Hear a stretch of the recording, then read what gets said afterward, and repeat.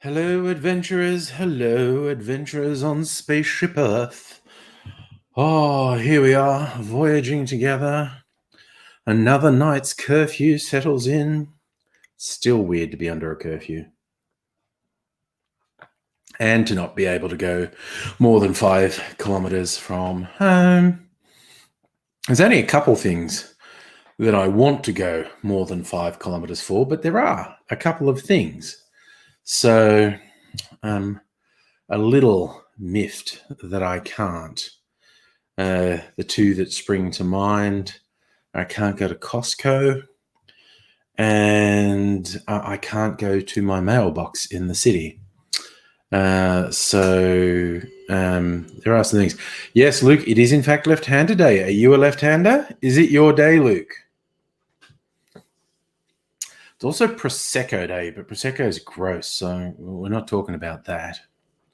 There's a few notable things on this day, in fact. It was when the Berlin Wall started getting built, where the East Germans decided to cut Berlin in half. Wigbert of Bad Hersfield, both-handed, handbidextrous. That is a really obscure Charlie Brown joke. You know, the old Peanuts comic strip. Weird shit that sticks in my head. A Charlie Brown strip from many decades ago. In fact, I think it's one of the, if I remember rightly, it's one of the very old ones that I read in a collection, like ones that were published before I was born. Mr. Grant Gregory, hello. See, you didn't get the notification. Damn. Yeah, maybe I didn't post it early enough. I don't know. It used to work better on YouTube if you posted the notification at least an hour before. And I tried to do that, but one thing and another tonight I didn't. I really only posted the intention to go live about 20 minutes ago. So who knows how YouTube works these days, actually. They fucking change all the time, and I do not know how things work on the tubes of you these days. It's very confusing and confounding. It's strange, unknowable, and I don't like it. I'm old and I don't like change. Simple as that, really. So if YouTube goes and changes things, I get upset. So no, I don't really. Just fucking go, oh well, fucking YouTube's changed something again. Fuck them. Because life is too short to spend time being upset about shit. YouTube does, because YouTube is just gonna do shit, basically. That's a thing they do. They do shit. They have always done shit. They will continue to do shit. Most of their decisions you can see make some sort of sense from a corporate-y, businessy point of view. I just think we've seen over the last decade or so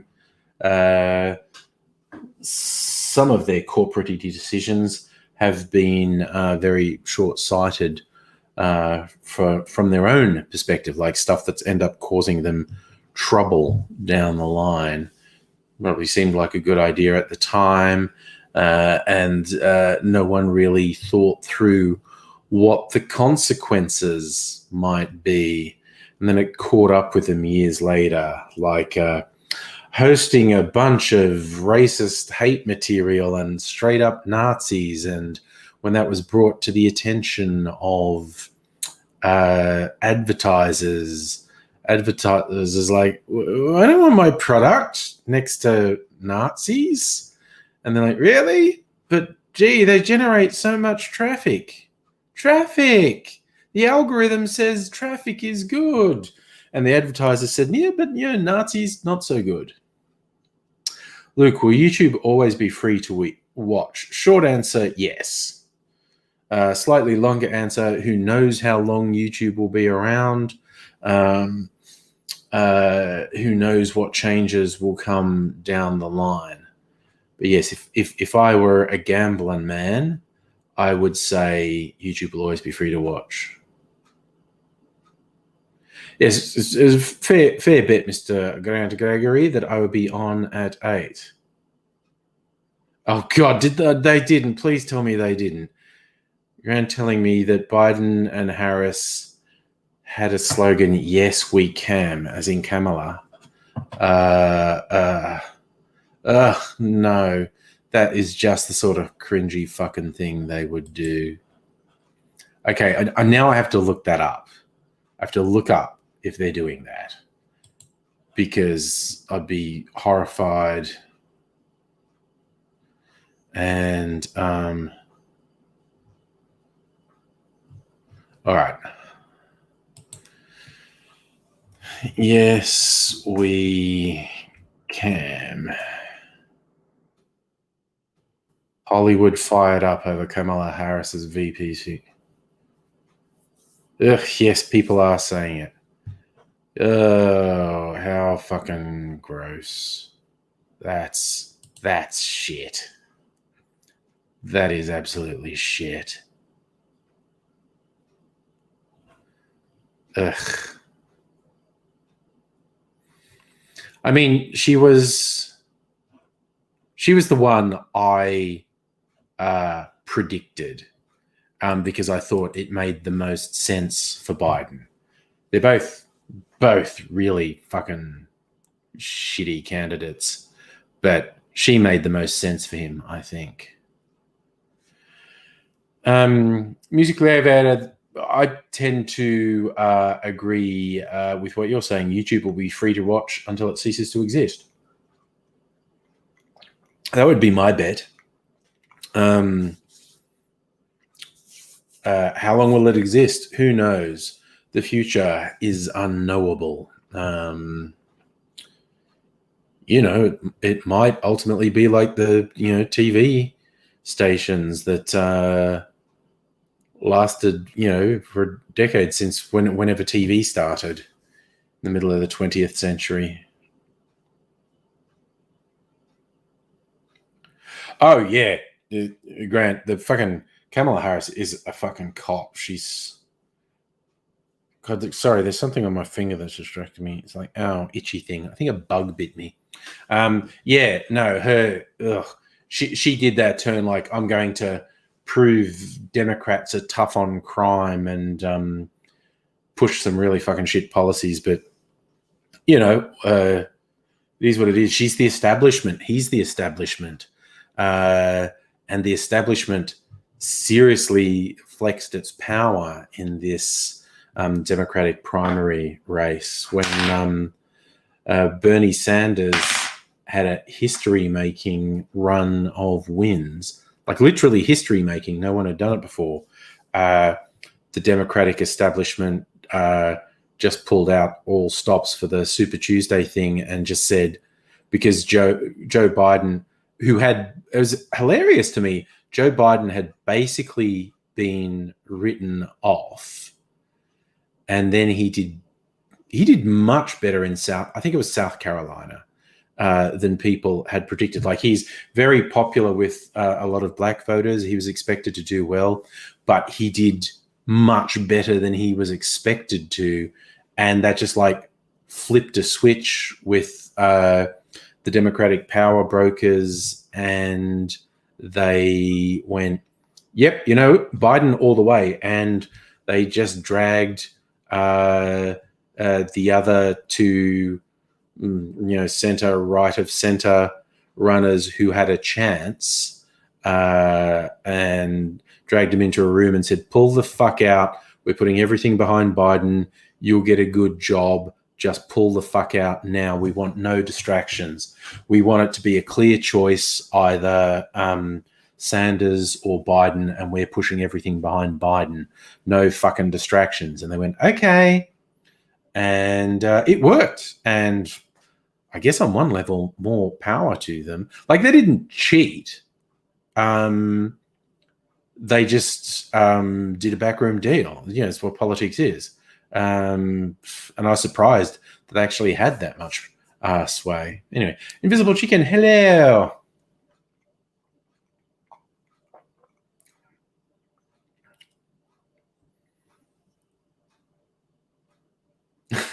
Yes, Harris the Copper. Can we fix it? Yes, we can.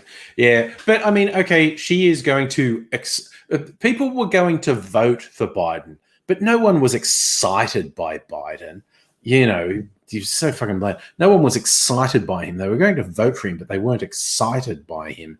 But there's a certain section of the voters that can get excited about Kamala Harris because she's a woman, because she's not white, and because my fridge is singing the song of its people. Thank you.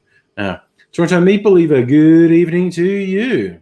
I'm doing okay. Ooh, Invisible Chicken, you're doing a non-alcoholic whiskey sour with the Liar non-alcoholic stuff, I assume?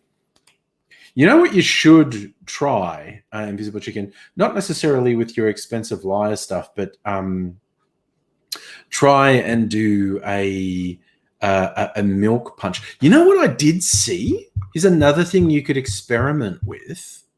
I saw in Coles today, they had non-alcoholic wine by some pretty good Australian makers.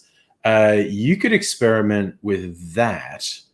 Like try and make your own non-alcoholic vermouth with some herbs and whatnot.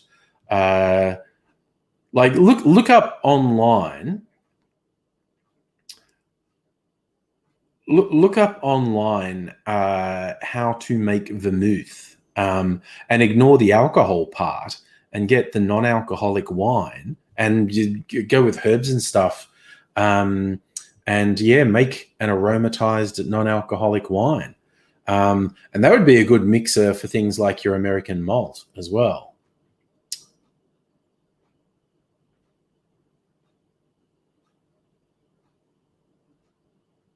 Oh, we're bonding over the Habs.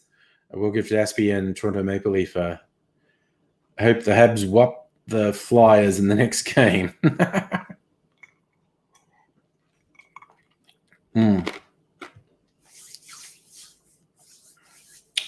Yeah, but your key things to experiment with, if like again, also if you were going to try and do a non-alcoholic milk punch, either tea or coffee, depending which one you like, and different fruit juices.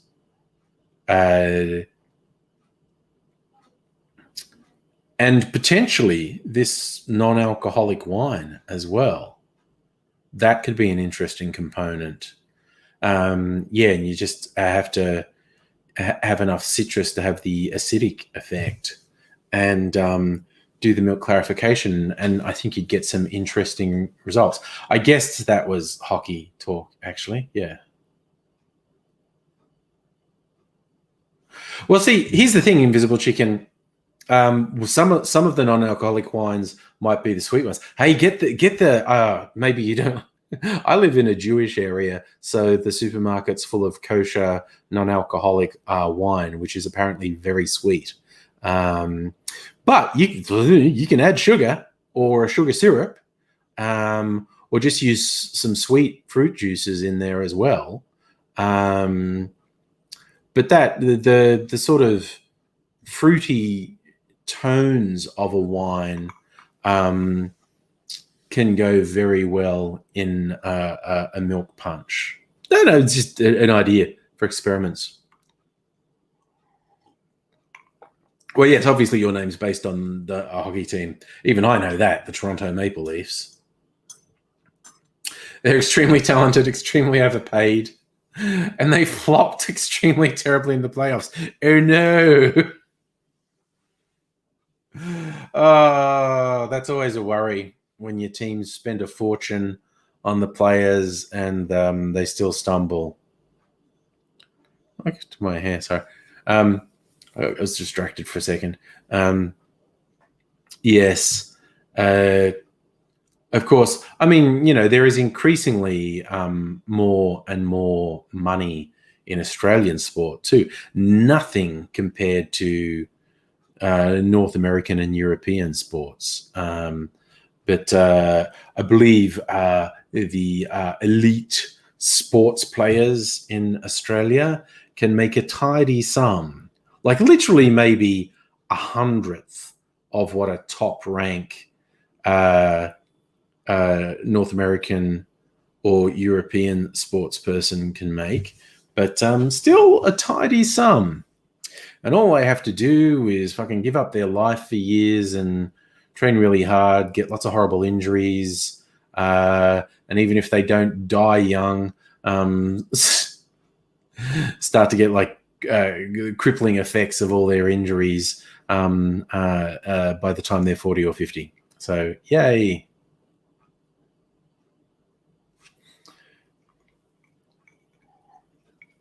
I tell you, Invisible Chicken, I'm still not bored with making milk punches. I find it so much fun. My next experiment is going to be, I want to see how strong the dye is in blue curacao, because I might do it tomorrow night. I'll dress up for Formal Friday tomorrow, and I might make a couple of cocktail videos because Sunday's rum day. So definitely, going to make some rum cocktails. Toronto Maple Leaf are the main sports. Cricket is pretty big in summer. In fact, it's very big in summer.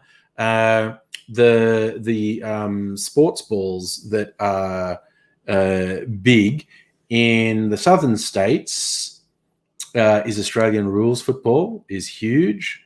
And in New South Wales and Queensland, it's rugby league is huge.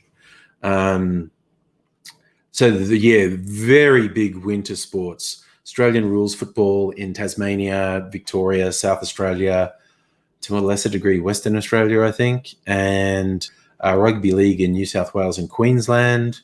Rugby union happens, but it's not that big. I mean, it's big to people who like it because it is a big international sport. There is soccer, nothing compared to like European soccer. But yeah, so in the sports balls, that's the big ones. So the ones who make the big bickies are the rugby league players and the Australian rules players. They can make a tidy sum, I tell you what. Sure, their contracts run into the millions. Just you hear about like in the NFL in the States or in the European Cup for soccer, players' contracts being worth over $100 million. And it's like, Jesus. Do you really love your sports that much? And I think, yeah, no, now I've got it into my head to do a cocktail with blue curacao and clarify it and see what color it goes. Maybe I should put my nice clothes on to do it now because it could take a while to clarify. But I'm not in a rush to upload it, so that's okay. So, yeah, I'm thinking out loud. Sorry if that's actually really boring to watch me musing and thinking of what I'm going to do. But tomorrow night, I'm definitely going to make some rum cocktails because Sunday is rum day. So I'll make the videos tomorrow night, edit it on Saturday and put it up on Saturday in time for rum day. I have to decide which rum cocktails to put up, actually.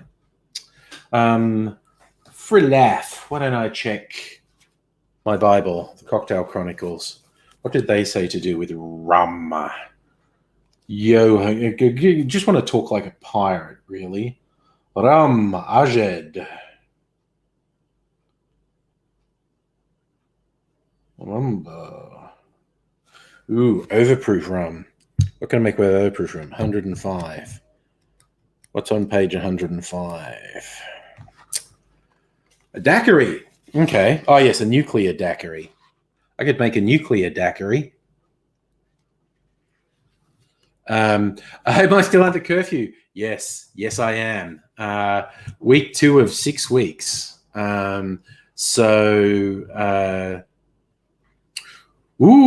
Invisible chicken making a jungle bird. I was thinking making a jungle bird actually. I have a few different bitter red aperitivos to try. I haven't made anything with Aperol for a while, and I've also got this French one. The is it Dolan? So the rules where I am Toronto Maple Leaf are curfew from 8 p.m. to 5 a.m. You have to have a real good reason to be out. And you're not allowed to go more than 5 kilometers away from your home unless you got a real good reason. And there's a couple other things they can't really enforce, like if you're going to the supermarket for food, you're only meant to do it once a day. Well, how the fuck are they going to police that? And you're allowed to go out for your exercise for an hour, and you're only meant to do that once a day. But how the fuck are they going to police that? But there's a bunch of people. Cops giving out a couple hundred fines, and thing. So week 2 of at least 6 weeks of this. And we are seeing, although I want the decline to continue for another week before I was even confident that we were definitely working, but we are seeing signs of the desired reduction in new cases. A lot of old people are dying because there were just out of control outbreaks in old people's homes. And of course, this is a disease that disproportionately kills old people. So, and when I say a lot, I'm saying from half a dozen to 15 deaths a day for a couple of weeks now, which is more than doubled the number of people who died overall. I say that the US is getting 1,000 deaths a day. It's and it's probably just gonna get so much worse there because they're so fucking obsessed with undo the lockdown.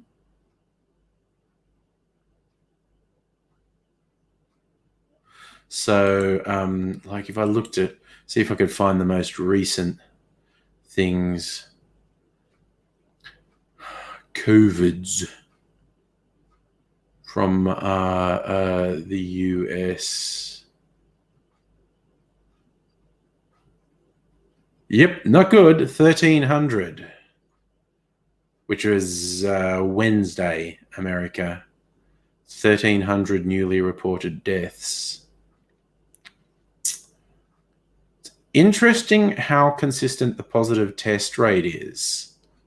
Broadly, it's about 8%, which kind of suggests that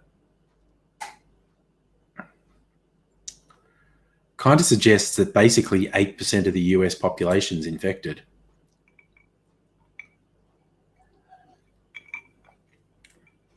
Toronto Maple, if you recently started drinking rum drinks, the rare Blue Moon, no longer strictly straight edge there. You can never get. Didn't Gosling's, they patented the name, which one is it, Dark and Stormy or something? Technically, you're only allowed to call a drink a Dark and Stormy if you use Gosling's.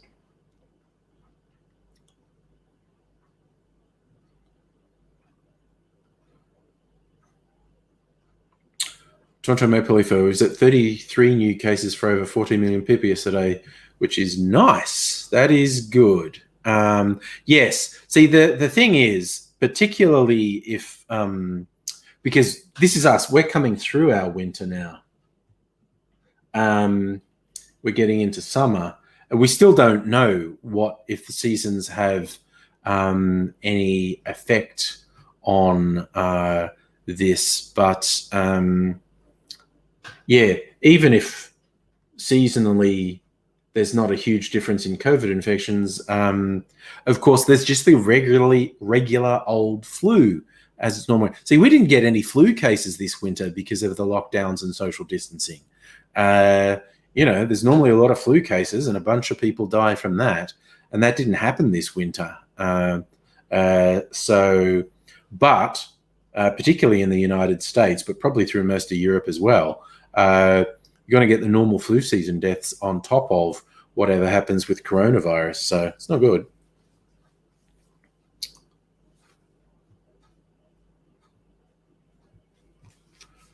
So let me see. A nuclear. Oh, here you go. These are all just variations of a daiquiri. Aged rum, lime, vanilla syrup, allspice. Ooh, that one sounds good. I might make that one. This is called a winter daiquiri. It's got rum, lime juice, vanilla syrup, which I have, and allspice liqueur, which I have. A little bit of spices for winter warming. Might do that. Be fitting with us in winter here. What else was I looking at? 105, 119. It's on page 119. Ugh, Negronis, fuck off. Fuck off, Negronis. I don't like Negronis. Yeah, Luke, no one's real keen on Russia's supposed vaccine, I don't think. Russia are following a very high-risk strategy, and we don't know what's going to happen for it.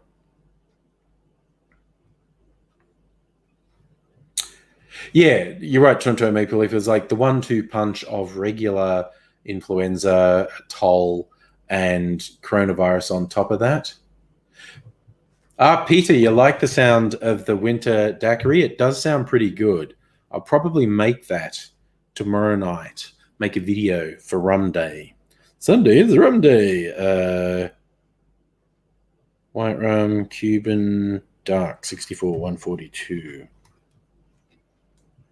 What's this one? A Honey Fitz, rum, grapefruit, honey syrup. Okay, that's pretty simple.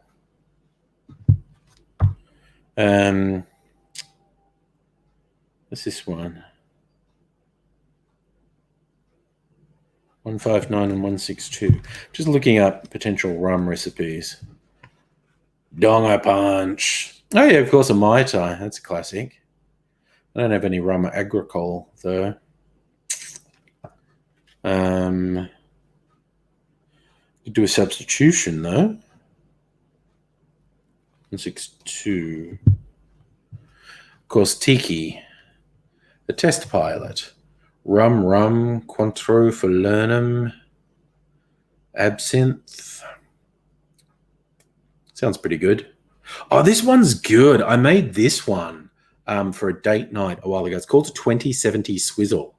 So it's got aged rum, overproof rum, sugar syrup, honey syrup, allspice liqueur, a few drops of absinthe, a few dashes of bitters, and it's really good. It is actually really good.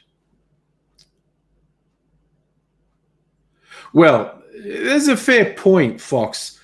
You can make an argument of the Russian strategy with the vaccine is better than the US government's strategy of plug the ears and deny it exists. But the huge danger, the biggest danger is not that the vaccine won't work.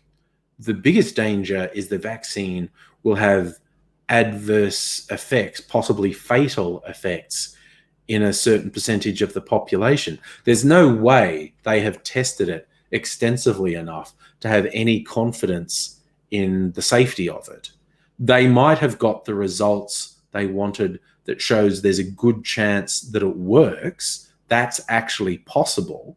But there is no chance that they've done enough testing to be confident that it's safe. So they are playing Russian roulette. Ha ha! See what I did there? Toronto Maple, if you don't want to be a doomsayer, but in Toronto, Ontario, you're already getting people telling you you're most likely going back to full-blown lockdowns, late fall, early winter. Depends, man. This is a sneaky fucking virus. New Zealand has had it coming back at them after not detecting any cases for 100 days. It's weird. Robert, hello. How are you? Safa, yeah, Putin says his daughter's a test case, but Putin is a fucking liar.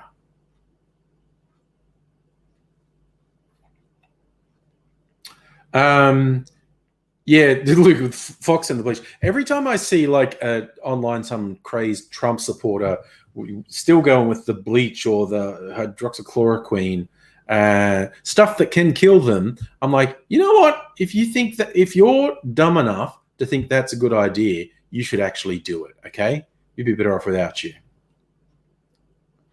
So I saw there's real unrest in Belarus. Really full-on shit happening there.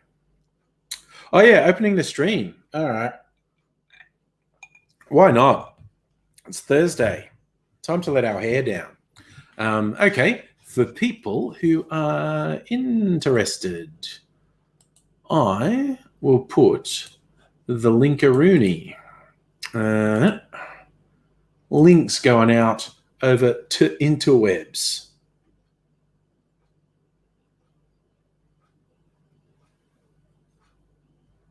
So, Toronto Maple Leaf, like New Zealand's isolation did work in their favour. But yeah, it's a bit around. Okay, first cab off the rank. Lee, hello, how are you? I'm good. What's been happening in your world? Oh, uni, and more uni. Ah, yes. It's still online, of course. Is it? Nope. No, because you're in South Australia and you actually go there in person. Yeah, it's pretty good, but we're still very cautious. Yeah. Oh, yeah. No, understandably, yes. Yeah. It's caution is the watchword, because it takes very little to make this little virus pop up again. Hello, Kirsten. Good evening to you. Yeah. I mean, don't know how many years we're going to have to deal with the constant threat, but we just see how we go, I guess. I'm going to make a safe bet that we're still going to be dealing with it next year. Oh, yeah. Like, the most optimistic is, even if a completely effective and safe vaccine was announced today, it wouldn't be widely distributed before halfway through next year. Yeah, especially if Russia makes an effective one. Yeah, I'm not holding my breath. Is the thing, even after the fact, I don't think anyone can reasonably trust Russia to report accurately. No. Like, if a fuck ton of people started dying or had really bad side effects, there's no guarantee they'd tell us the truth. No, they'd blame somebody else. Yeah. Kirsten, something happened again that's still hilarious. I think I've missed the leading. What happened that's still hilarious? And there's Fox. How you doing? Pretty good. Good. Hey, buddy. Oh yeah, Andrew's making a good point. One of the reasons that we are having such there appear to be two things that are causing the major outbreak in Victoria. One, what does very much seem to have been the mishandling of security in hotel quarantines, and the second is aged care just fucking going to shit. Like, an overwhelming number of our cases, and 75% of the deaths, are in aged care. So that's not good. Yeah, I heard on the grapevine that a lot of those security people that were doing the quarantining weren't really that good with English either. Well, it appears the government, or the bureaucrats appointed by the government to organise the hotel security, made the terrible mistake of assuming if you contracted an established security company to do the work, they'd behave professionally. And they didn't. And they just hired fucking anyone and gave them no training. And so, of course, it all fucking fell to pieces. Oh, sorry, I just realized what Kirsten did. When she typed hello, hello, autocorrect said Hellion, hello. So I want to get the dictionary definition. I know what a Hellion is, but a dictionary definition of a Hellion is a rowdy or mischievous person, particularly a child. So that's the rowdy and mischievous Kirsten being a Hellion. Well, she's saying hello to the Hellions. Yeah, maybe she's just saying we're the Hellions. That's actually true. But she said Hellion hello, so it was like a Hellion saying hello. So she didn't say. She might be missing a comma. Robert, without putting on a tinfoil hat, the UK reduced the death rate by 5k due to fucking up what people actually died from. Yeah. The mismanagement in the UK is a little bit of a worry too. Yes. Yeah, my step-uncle is a QC in Wales. He has an interesting life. He's not even allowed to say he's a judge. See. Yeah, actually, it's Toronto Maple Leaf are hitting the nail on the head. The virus has shown everything that's wrong in our late capitalist society. Everything from casualisation of the workforce through to privatising healthcare and cutting costs, and aged care and cutting costs, and everyone pays the price when shit hits the fan. It's kind of like when those housing towers had the big outbreak, and some people were freaking out, like, "Oh no, you're just locking them in their rooms," and I was going, "Well, we kind of didn't have a choice because of the severity of the outbreak." And it's going like, "Oh, you're being so harsh on them." And I went, "No, I'm not judging those people for living in those towers. I'm just talking about people. Have you seen people? Like, if you told people, oh, okay, there's a really big outbreak where you live, so tomorrow you're not allowed to leave. Do you promise not to?" I'll say yes, but then I'll do the other. And the same thing. They said, "Oh, they weren't given any warning. They couldn't prepare." Go, we didn't want them to prepare. If you said, "Tomorrow we're going to lock you down," everyone would have gone to the fucking supermarket. Like, hundreds of infected people would have gone to the supermarkets and infected hundreds more who infected. It's just like, look, I'm as much on the all cops are bastards bandwagons as anyone, but you've also got to be a bit fucking rational from time to time when you're in an extreme circumstance. But but those housing towers shouldn't exist. They're fucked. Humans shouldn't be forced to live like that. They are disease centers waiting to happen. And it's not just them who's affected. If everyone in those places gets a contagious disease, they fucking give it to everyone else. Everyone pays for that shit. All the thinking's so short term. Yeah, that's so true. And behavior speaks far louder than the mouth does.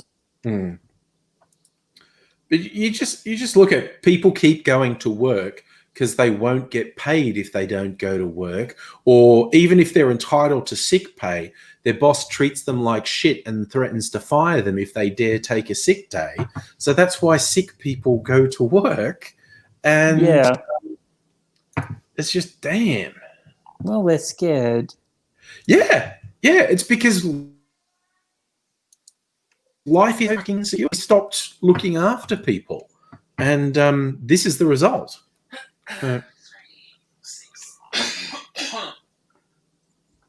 Luke's pointing out stuff like Uber and Airbnb, that shit. The gig economy is so destructive. It is so bad. And the thing, the casualization of the workforce, when people don't have benefits, when people don't have sick pay, when people don't have job security, they engage in really risky behavior and shit falls apart. And now we're paying the price. Yeah.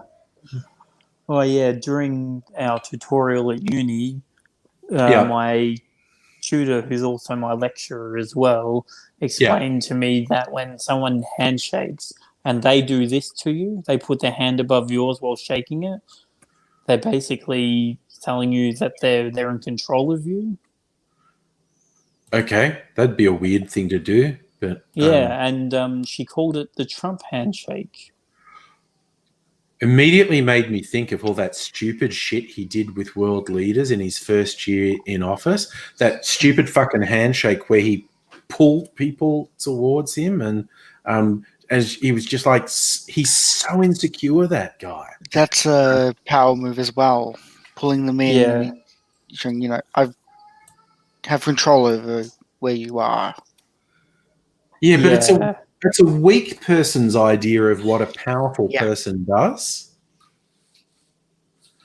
It's just it's pathetic, and I still think my favorite response was Japanese Prime Minister Abe after Trump did this dumb shit to him, and he finally gets his hand back, and he leans back in his seat, and he just kind of looks away, going, "What the fuck?" And he got caught just doing this massive eye roll, like, "What the fuck is wrong with that guy?"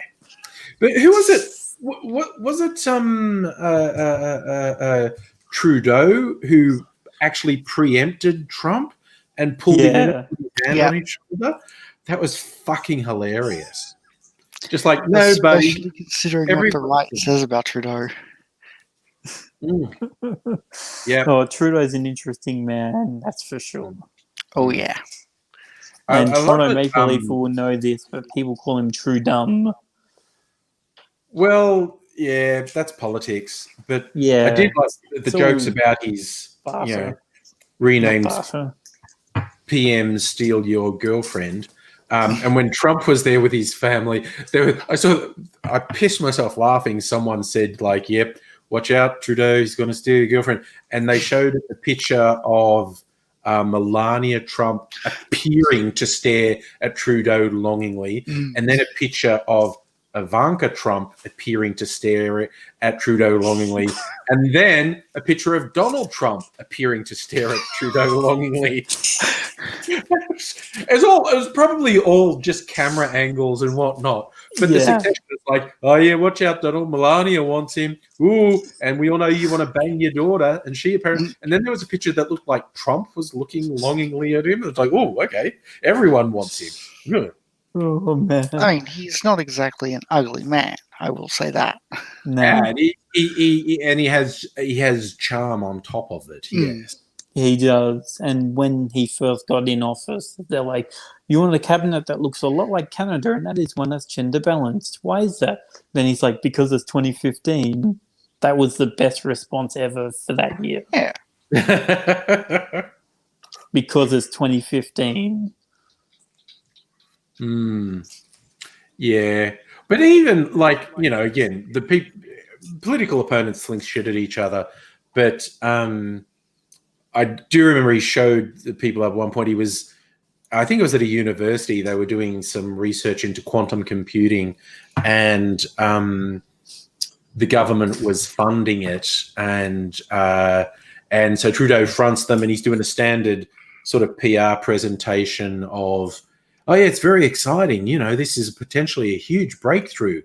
And one of the journalists, thinking they're funny, goes, "Can you explain what quantum computing is, Prime Minister?"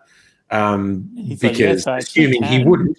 And then he gives this incredible, he starts by saying, "Oh, it's really complicated, so I'll give you a simple version," and then gives a really eloquent description of what quantum computing is. And the journalist is going, "Cool. You do know. Okay, excellent."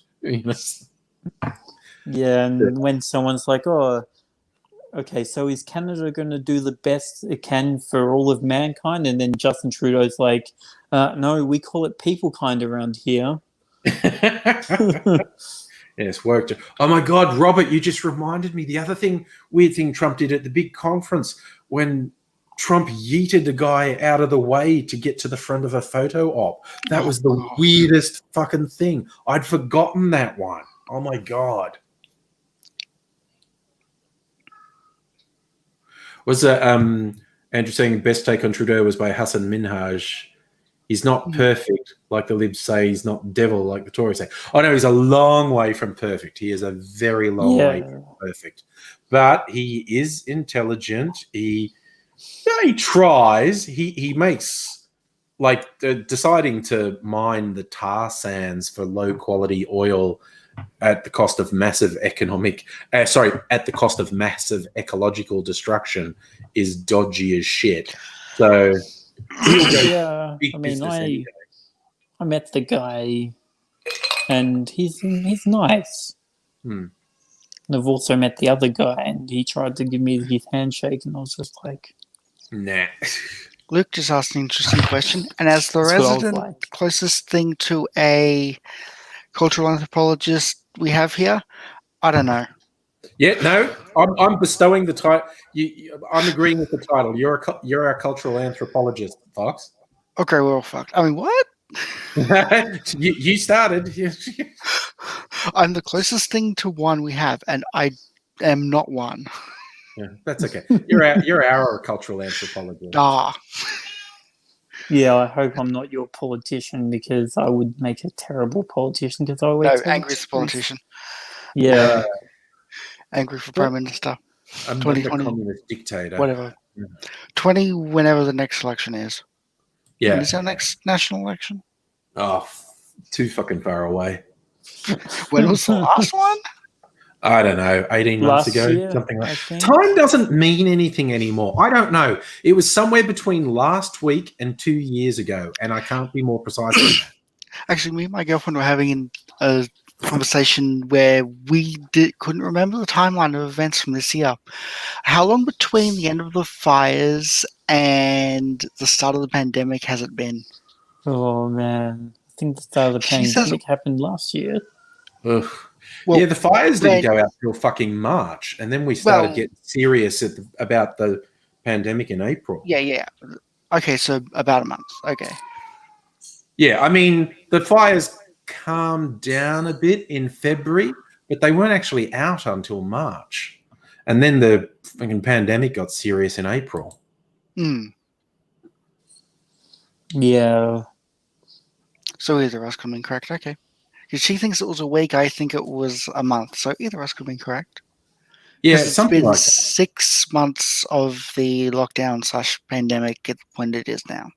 Well, I've been working from home for 5 months, I think, and yeah, we were, the pandemic was going gaga for about a month before we all went, geez, we should probably work from home. Yeah. If you can, you should work from home. So yeah, we've 6 months of this fucking coronavirus bullshit. Well, honestly, it started in China December, January, didn't it? Yeah.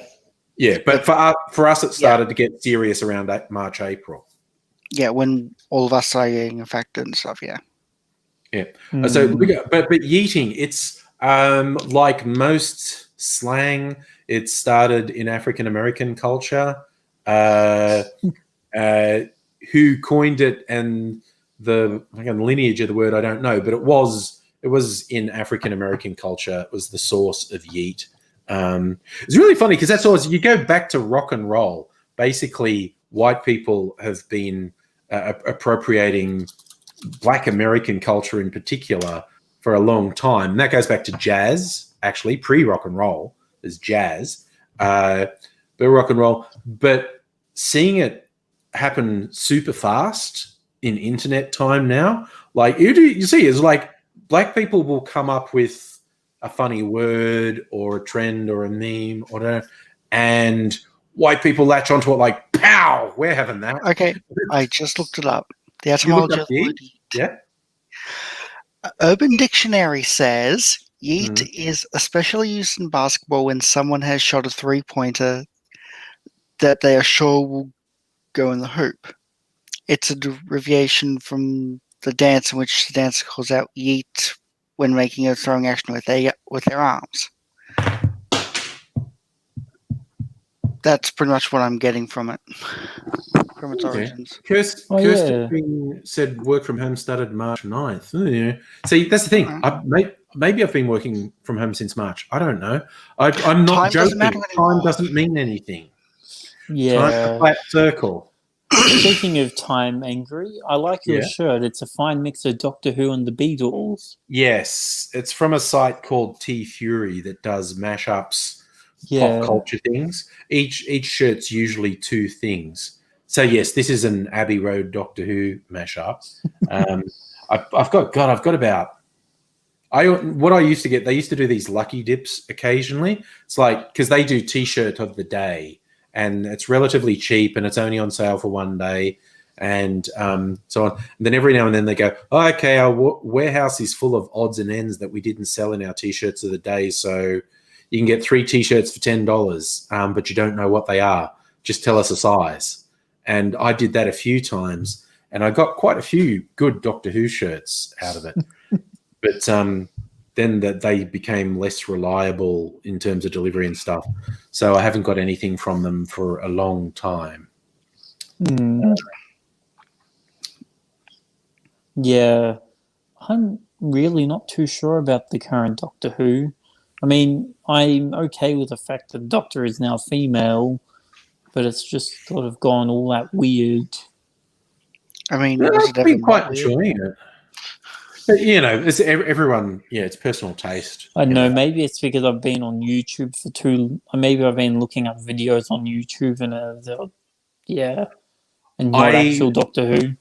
It's gotten to the stage whenever YouTube recommends me some nerd channel that's got a thing about what Disney's done to Star Wars, man, this is Doctor Who. It's like I know just to block that channel. Yeah, I think I should do that instead of watching it.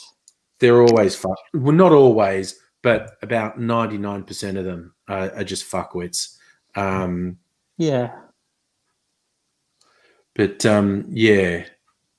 Oh God, Safi, yes, if we didn't have the internet in lockdown, I suppose it'd be reading books and watching. In other words, having a more fulfilling life. But or being a recluse. Yeah, because I'm not reading anything. But well, we're going off that we don't have the internet because it never existed, or that it got shut down. Those are two different things. Yes, you're right. Yeah, if it's, I'd freak out if it suddenly got taken away. Yep. But yeah, if it had never, oh my God, life would suck. So if entertainment hadn't evolved from when I was a kid, so basically the choices were 3 commercial free-to-air channels and the ABC. Oh my fucking God. I'd be reading a lot, I guess.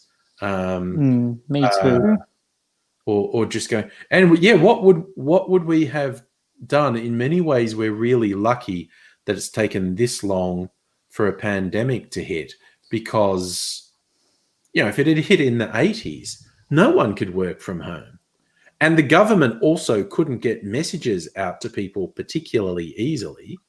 You could try going on the news in the evening and everyone would watch, I suppose.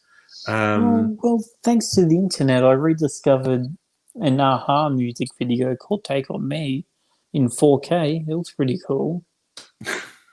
It's a classic of the MTV days, the Take On Me. Inspired lots of sort of, I suppose some of them are tributes, some of them are knockoffs, but falling into a comic. Yeah, and then I also saw a Wang Chung one as well called Everybody Have Fun Tonight. Everybody Wang Chung Tonight. Yeah. But you've been stuck in some 80s music videos, Lee. Yeah, and also some Strawberry Fields Forever, Here Comes the Sun, Hey Jude. I was dancing around the kitchen to the impression that I get the other day. Remember the Mighty Mighty Boss Tones? That brief ska revival in the 90s? I was alive in the 90s. I don't like it ironically. I don't do anything.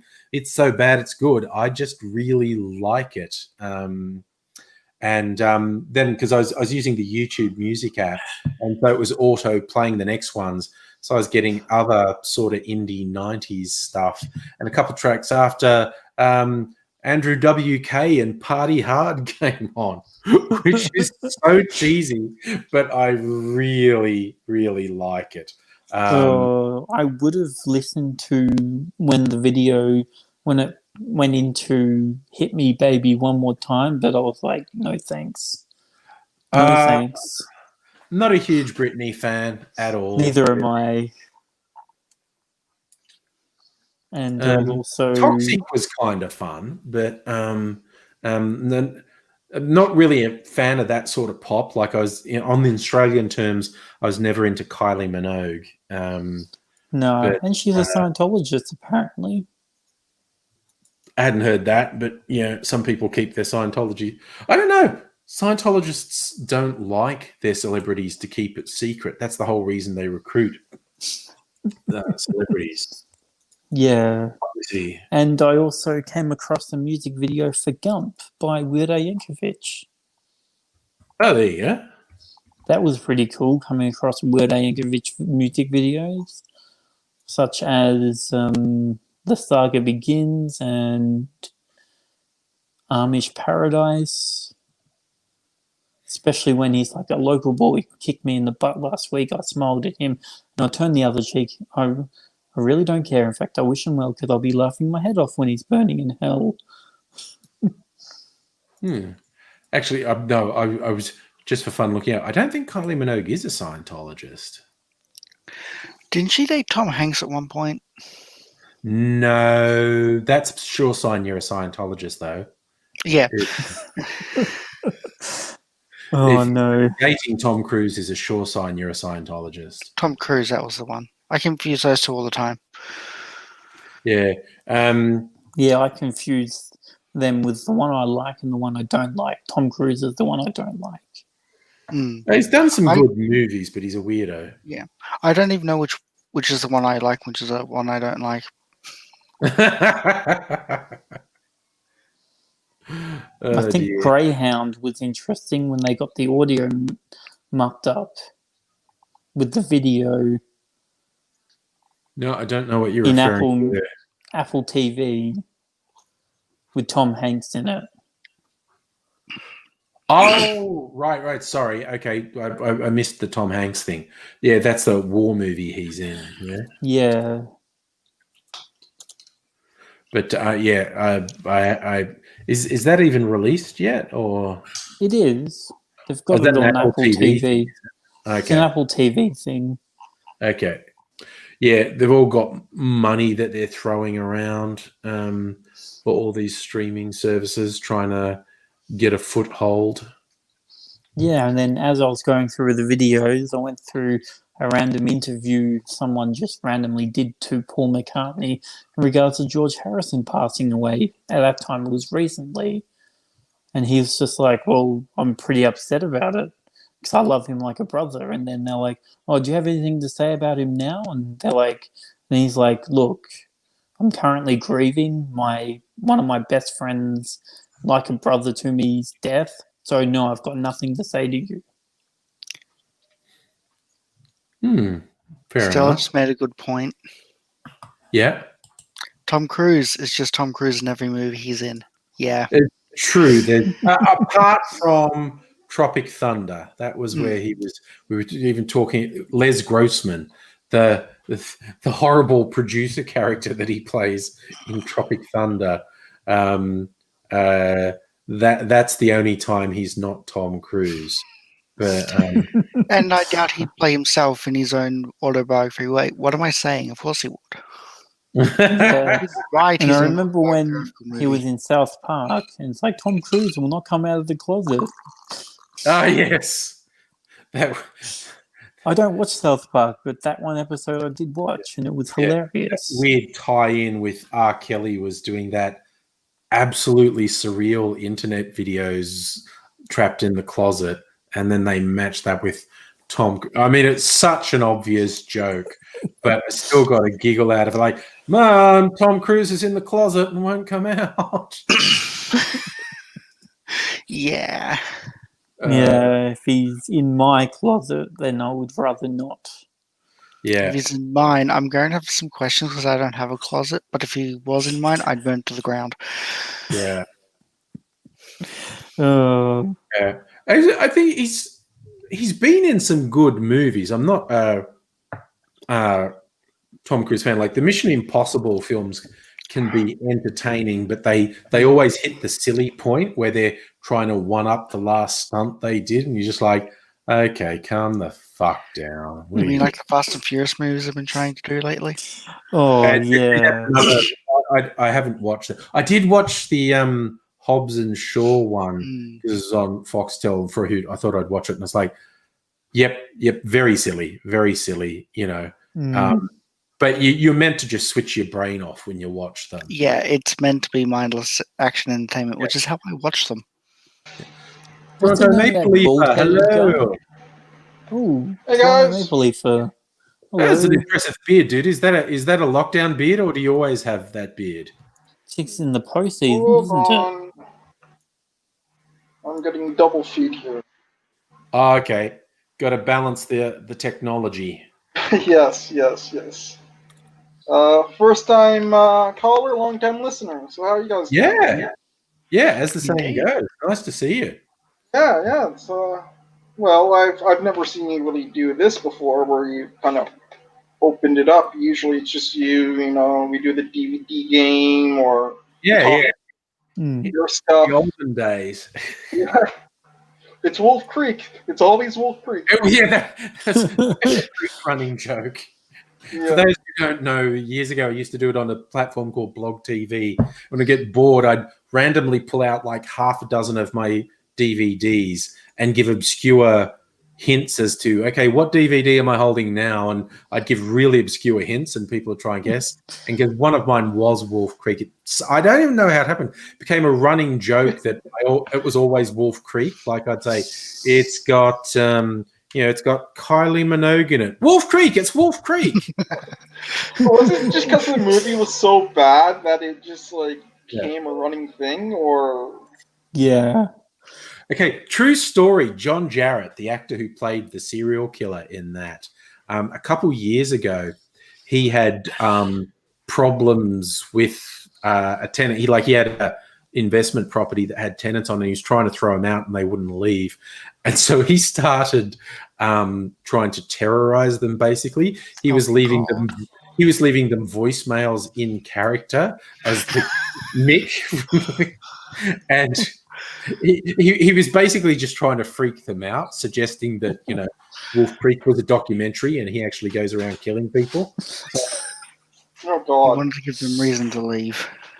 Yeah. Is it kind of like bouncing off the whole idea of what is it? Drop bears, the drop koalas and stuff like that. Yeah. We have a few. Drop bears exist. We have a Drop few. bears, yeah. They're called koalas. Yeah. No, that's a different breed. Definitely exists. It's basically koalas, but on bath salts and meth. I think that's they're on bath salts, definitely, absolutely. And they like jumping on Americans, not Canadians. No, because hey, we're polite. That's Exactly. They see the flag on the backpack and they're like, oh, that would be rude. I wouldn't want to do that. They're nice people, and they have free healthcare. So. Oh, well, if you get offended by an American, you get your feelings checked for free in Canada. Yeah. Yep. Stella was just asking, did the thing with John Jarratt really happen, or did the tenants make it up? No, it really happened. The court case went on for ages, and they had recording. And John Jarratt was like, what did Mick say in Wolf Creek when he shot someone? Was like, oh, it's a winner. And... like when he shot someone, and he spray painted that on the side of the house while they were still in it, and he had to go in court. That's just my wacky sense of humor. I wasn't really threatening them. I was just having a laugh. It's like, oh man. I love all the people in the chat that are talking about Blog TV. Like, well, what a throwback! Yeah, that was what I miss Blog TV. 2007, 2008, maybe. Yeah, it was at least 10 years ago. So yeah. Because I remember joining Blog TV back when it was a Canadian site back in 2006, and then the whole YouTuber thing started coming, with like Charles Strippy and Philip DeFranco and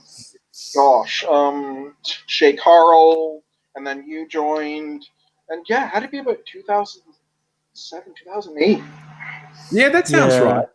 All these people started coming on YouTube, and I'm like, they were funny, but not worth watching. Then Angry Aussie came on, and I'm like, now I've got to watch YouTube. This guy is definitely not just he is entertaining, but he's also very factual as well. And he looks like a genuinely good guy. Chris looked it up. It was like I was doing the blog TVs on 2006, 2007. Yeah. So, Jesus. So, yeah, that was a year or two after YouTube started, basically. Yeah. YouTube was still, the 430 default player. Everyone's holding the biggest thing back then was flip cam. Everyone was raving about flip cam, and oh my god, it's a future. And I don't even think iPhone was really a thing back then, was it? Oh, 2007 was when iPhone came out. Yeah. But iPhones weren't any good till the iPhone 3 anyway, which is somewhat typical of Apple to take about 3 goes to get something right. But yeah, I was super pissed off because those flip cams were always being given away at YouTube events. I was at 3 different YouTube events where they were giving them away, and I never got one, and I was so pissed off. Really? They're handing them out like candy.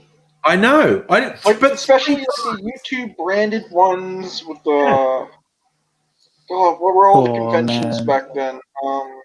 Yeah. I can't remember the names.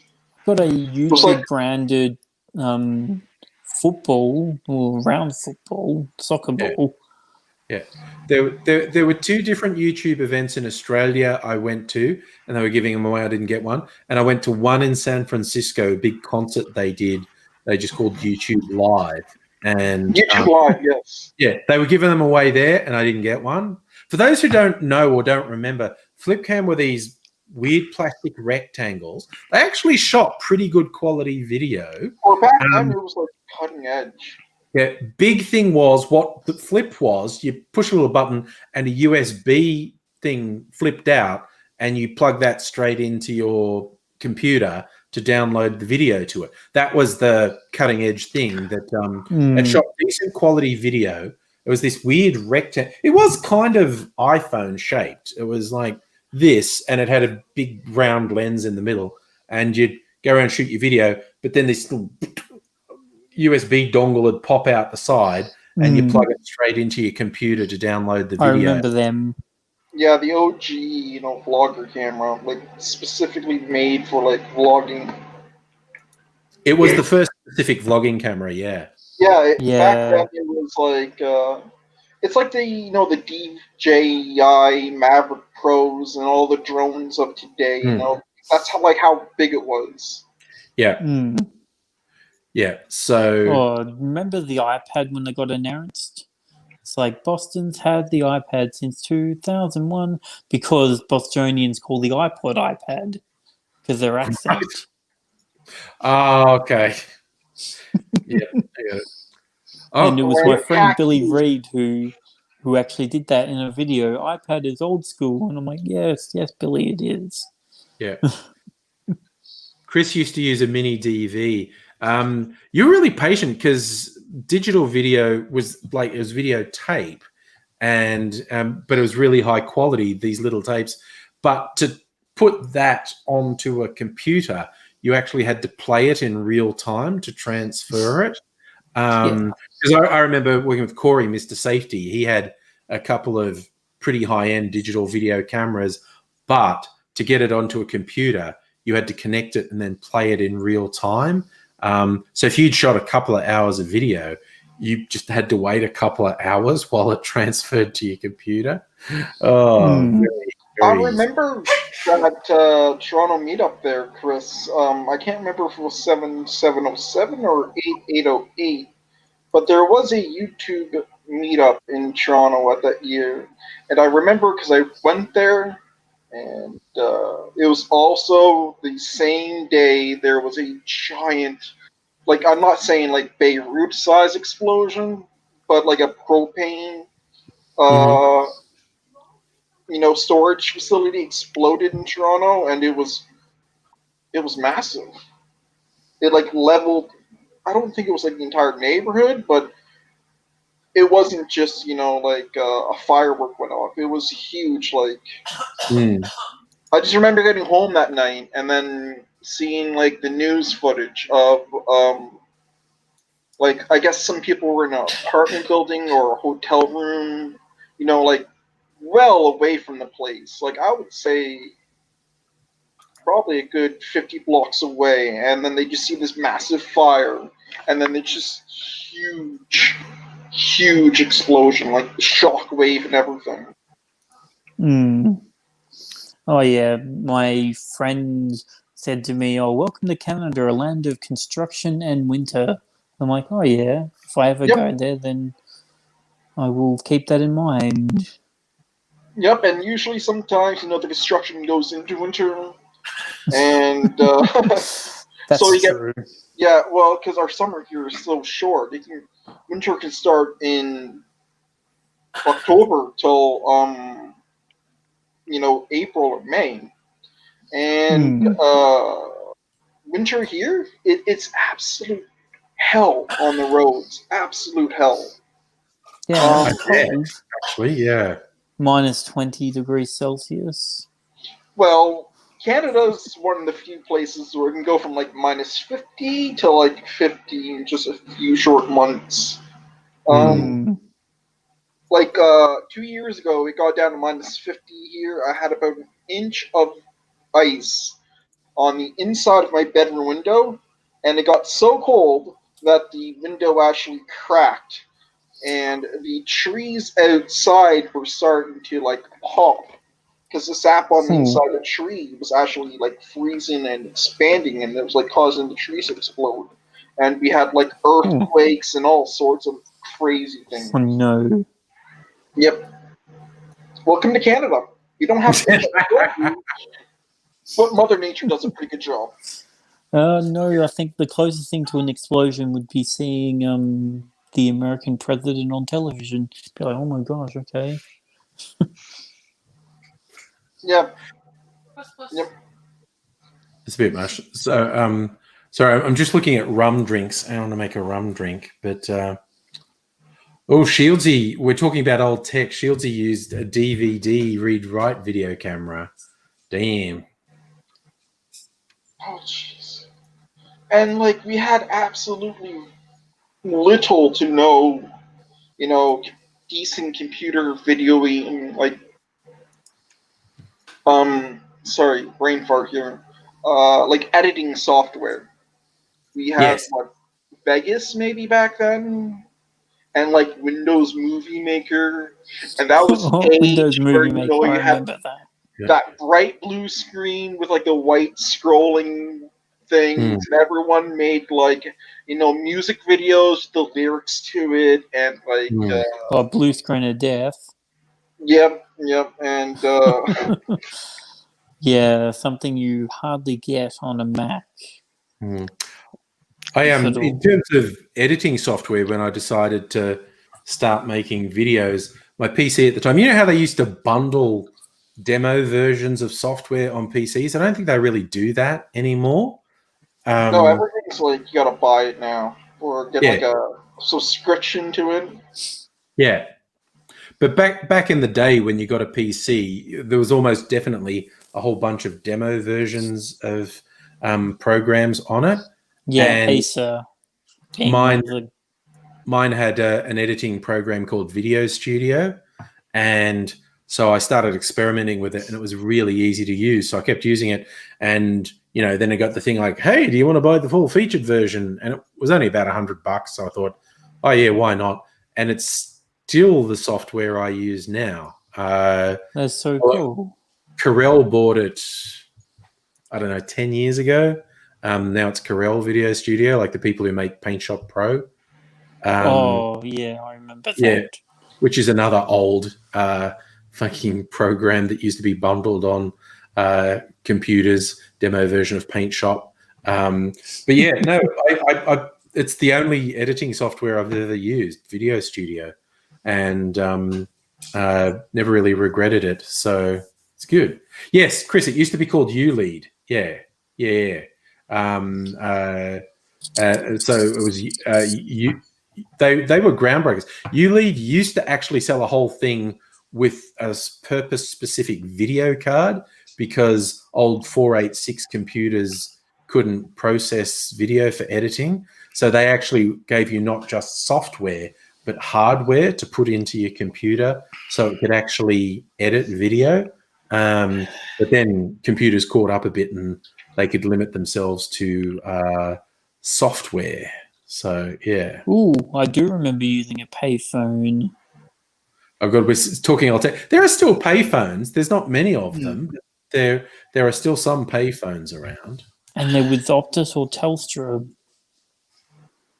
I think either or Telstra. I don't think Optus have any payphones, but I could. Oh, no, I didn't think it was Optus. Yeah, it's definitely Telstra. I remember when it was called Telecom.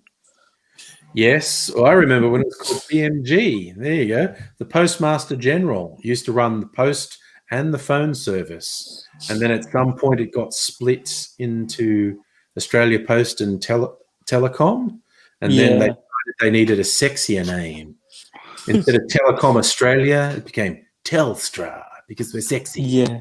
It was like, or the well-known name Telstra, because they always try to sell you things. They're pretty expensive, but they like to still try to sell you things. Safa wants to know what year was I getting a 486 computer? That was early 90s. Just prior to Windows 95 coming out. Pentium computers were the new thing. Pentium computers were fast and sexy and run at literally about a thousandth the power of a basic computer does now. It's bizarre how much more powerful our computers are. But, yeah. There was a computer I remember using as a kid back in the 90s. And I can't remember what it was called for the life of me, but what I do remember was that the keyboard, like this was a desktop computer, but the keyboard and the mouse, it had like a giant, like built-on, like tracker ball that you rolled around, big black tracker ball on the side of the keyboard. Yeah. And like you didn't actually have like a separate mouse. And I just remember using that tracker ball, and of course you have to like roll it 50 million times to get it like 1 inch across the screen. And I hated it because it always pinched the bloody skin on my fingers. And by like 30 minutes, like I had no finger pads left. They were like bloody. They were raw. I just hated using that computer so fucking much. I still remember the old Macintosh. We had Apple IIs when I was in high school, which is, I think, a more primitive one than the Macintosh. I remember seeing someone's Macintosh a few years later and thinking it was pretty amazing. I think the oldest computer I played on was TRS-80. In America, that was sold by Radio Shack. In Australia, it was Tandy Electronics. I remember Tandy. The media for them was cassette tapes. The programs were actually on cassette tapes, and they were just normal cassettes. And it was a normal tape player, and you'd plug it into the computer and play the cassette. And you couldn't hear it, but it's like basically the code was in sound, which was playing into the computer, and then it would run after it loaded for 30 minutes, would play a really simple program. Yeah, like I gotta think a cassette had to be like a stupidly simple program. Like, what would it do? Would it just read the cassette and then load it on like the inboard memory and then play from there? Yeah, like you could only run one program, and they were incredibly simple programs. You could only run one of them at a time because it only had enough memory to load one program into it, and then you'd overwrite it when you put the next program on. And I mean, I only did it with games. There were some very simple text-based games, and Well, like they were probably a couple hundred lines of code. They were that simple. There was probably only a couple hundred lines of code. Well, the first ever language I learnt wasn't English or French or anything like that.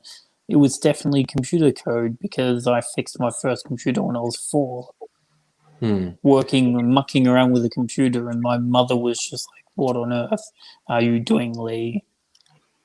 Well, the first languages, you'd probably argue they were physical, as in the first computers used cogs and gears, and then they graduated to punch cards. So it wasn't even a written, they weren't coded with words.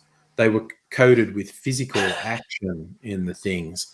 And then people learned how to write machine language, the old programming languages like COBOL and whatnot. And then they simplified it for, Muppets like me. I learned BASIC at school. That's the literal, Visual Basic. Hello World, line 10. Oh, yeah. So that came up on the screen. It was literally learning that rudimentary I think stuff. Hello World was my first words written.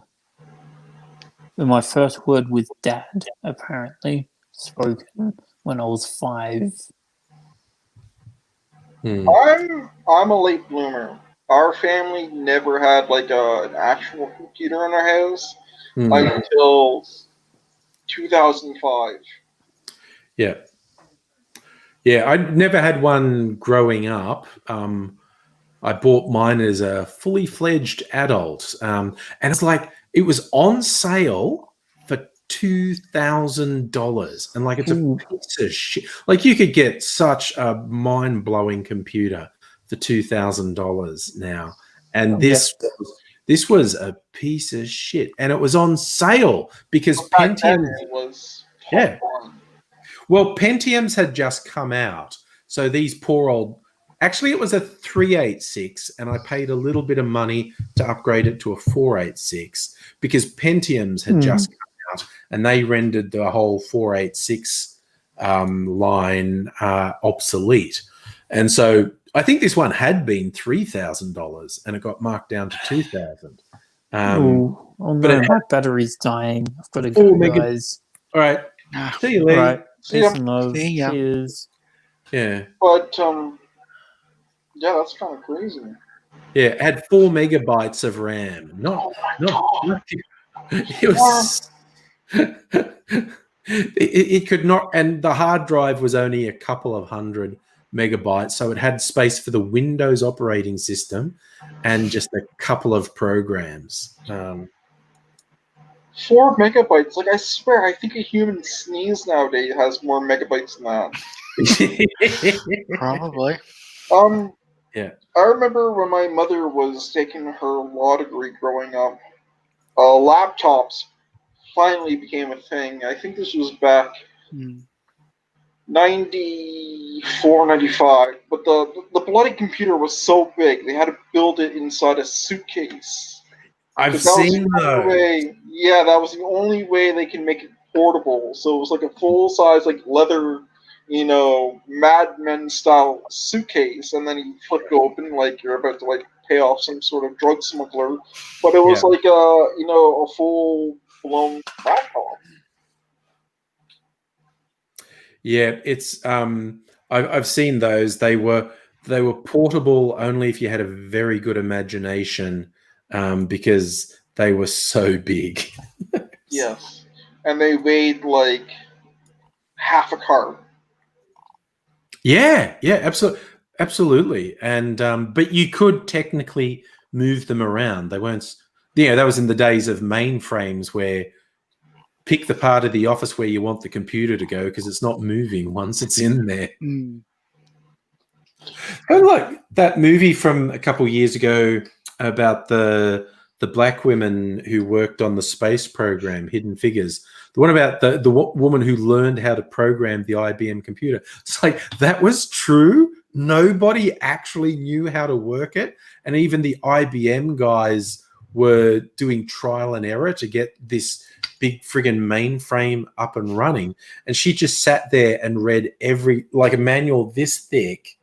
And she just sat there and read every line of the manual and just started going tappa, tappa, tappa, tappa. Yep, that works. Tappa, tappa, tappa. And she eventually worked it out. She wasn't meant to have. And the IBM guys go, what are you doing? Oh, God, I made this make terrible noises. Sound like one of those, you open up a card.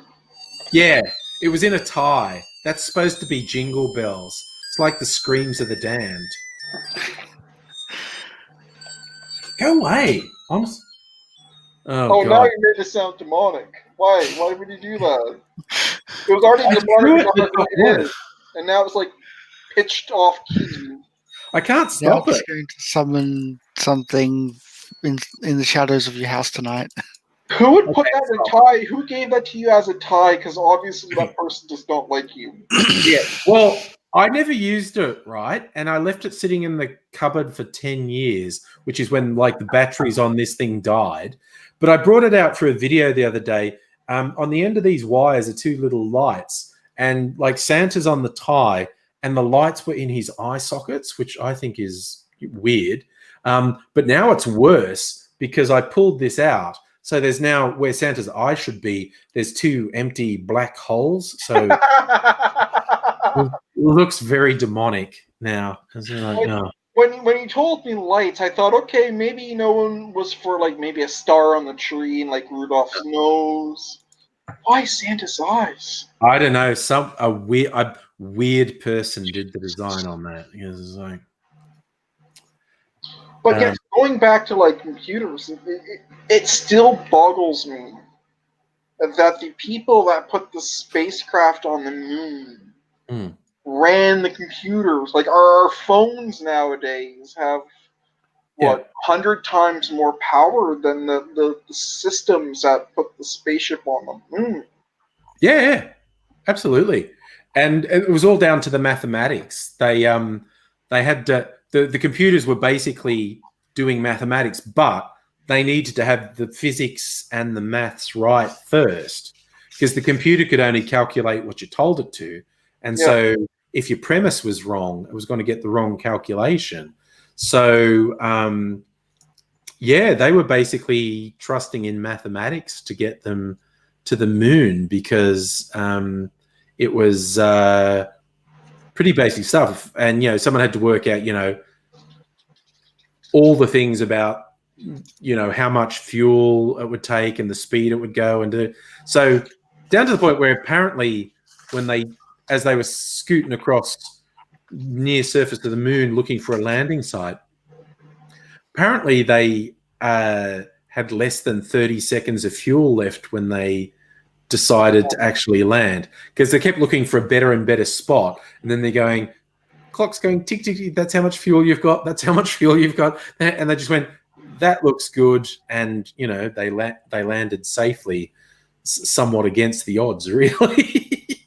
Well, that's NASA in a nutshell. It's like you only take up what you need and not a drop more. Yeah. I did love the stuff in, watch the movie Apollo 13, the actual real story where the Apollo 13 mission went tits up, and they'd never had a disaster in space before. And they were like, oh, shit, how do we get them back? And so they had all their engineers in a room. These are all the pieces. This is all the physical stuff they've got on this ship. Come to get, like, we've got a problem. The air purifier is broken. They're going to suffocate in 6 hours. Here's all the things they have. Put something together that will solve this problem. And so all these caffeine-crazed NASA engineers with really basic physical stuff are going, I'm solving the problem. I'm solving the problem. And it's just like, Jesus, they really flew by the seat of their pants, those guys. Yeah, I'm just reading the chat here. Safa says, I wonder if SpaceX will go to the moon. Do I they think want to? Mars would be like the next frontier, but it wouldn't surprise me if SpaceX or Amazon or whatever multi-trillion-dollar company that privatizes space will not use the moon as some sort of like mid trip base to load up or unload or whatever as like a bit of like a hub on their way to Mars. Yeah.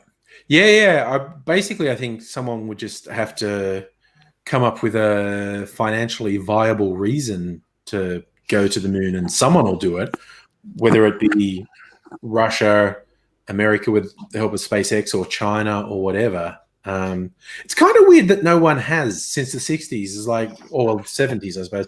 It's like, yeah, okay, we did it, done. Okay, we're not doing it anymore now. Well, because there's no oil on the moon, right? There's no No. real nothing on the moon to really. Yeah, we have no exploit. reason to go there. Yeah, because it costs so much to ship anything back and forth. It's like, yeah. Like I remember just reading a news story maybe last week. Like there was a picture, and it looked like there was like surface gold on Mars.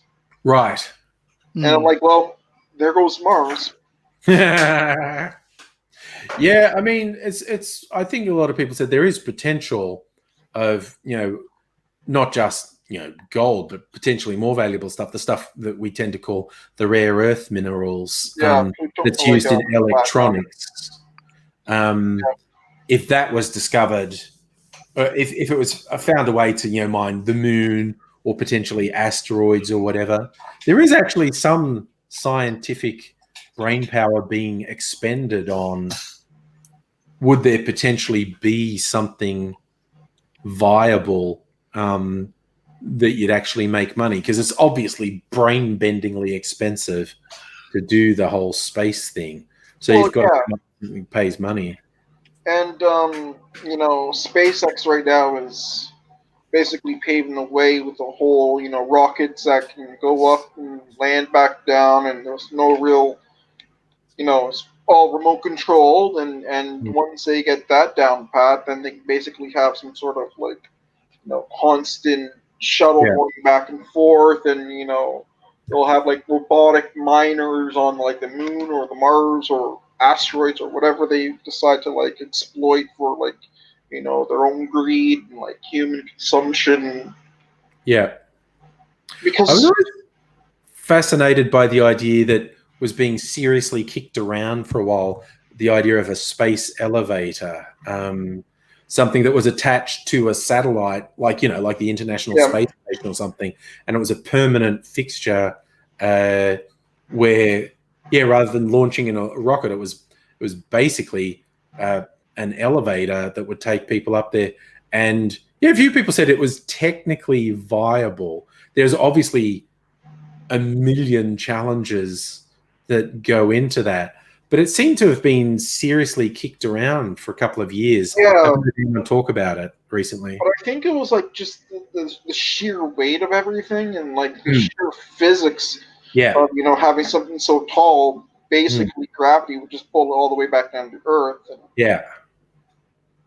The very big challenges behind it. So wouldn't be surprised if they just went, we kind of thought we could do it, but then we decided we can't. Well, look how much effort it took just to build like the Burj Khalifa or And I was I was watching a video on YouTube, the channel Cheddar, and they put a video out, and they're like, well, will there ever be a skyscraper taller than the Burj Khalifa?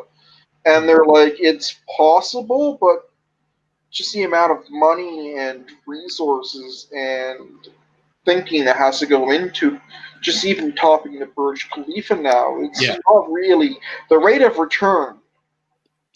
We've already blown past that, and it's not worth it. There is something being built, isn't there? Yeah, there is. the Jeddah Tower is going to be 200 feet higher than the Burj Khalifa. Really? And that's assuming nothing goes wrong. Yeah. And that's a big assumption. Yeah, because I know China just built what was it, like the Shanghai World Center or something like that, and you can see how much of a flop it was, because at night only half the tower is lit up, and this is the lower half of the tower. The rest of the tower is empty, because all the multi-billion-dollar companies like Google and Apple and Facebook. They didn't move in. It's so expensive, and the logistics of such a big building, like they still haven't passed fire inspection because of the way the tower was built. So China, I don't think they're gonna stop building skyscrapers, but they just don't care for it because it's just the rate of return, right? It's just not that important. Like, when I was talking about going to college, I was actually going to go to college this year for urban design. And the big thing that people are doing nowadays, instead of building up, are called land scrapers. Yeah, it's like basically a skyscraper, but it's built on land, right? I know Google is building a new headquarters in New York City. It'll be taller than the Empire State Building. I think it might be taller than the World Trade Center, the new one that just went up. Yeah. But it'll only be I think, 10 or 12 stories high or something like that. And it'll be, easier to maintain because they don't have to spend so much money, with the air conditioning and the lighting and pumping the water up and all that stuff. Because it's only a 12-story building. It's not that long. I mean, it's not that high, but it's super long. And I think that's what people are going to be doing nowadays, just building land scrapers. Yeah, no, that's interesting. I was just looking a little bit at this, what they call it, Jeddah Tower, which is supposed to be started in 2013, is supposed to be finished before 2030. It's literally 1 kilometer high, 1,000 meters. Oh. So 72 meters higher than the Burj Khalifa. So And where are they building that? It's in Saudi Arabia, the area known as Jeddah. I think there's nothing there. It's desert at the moment. Well, see, that's basically what you need nowadays. Is you need stupid amounts of money, stupid amounts of backing. Basically, more money than you know what to do with. Yeah. Just basically, it's just for bragging rights. That's all it is. Just to put a map and say, yeah, we did this. And we're number one in the world. Woo! Yeah. So it's some of the big, the Saudi royal family and the Bin Ladens were putting the money into it. It's supposed to, cost $2 billion to build over a decade or so. So it's ridiculous, but they're doing it. And hello, Annette, by the way. Yes, I was going to say before, but you guys are talking. Hi, Annette.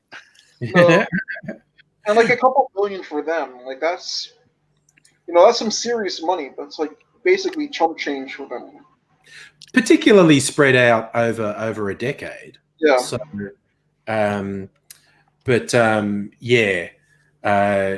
knows?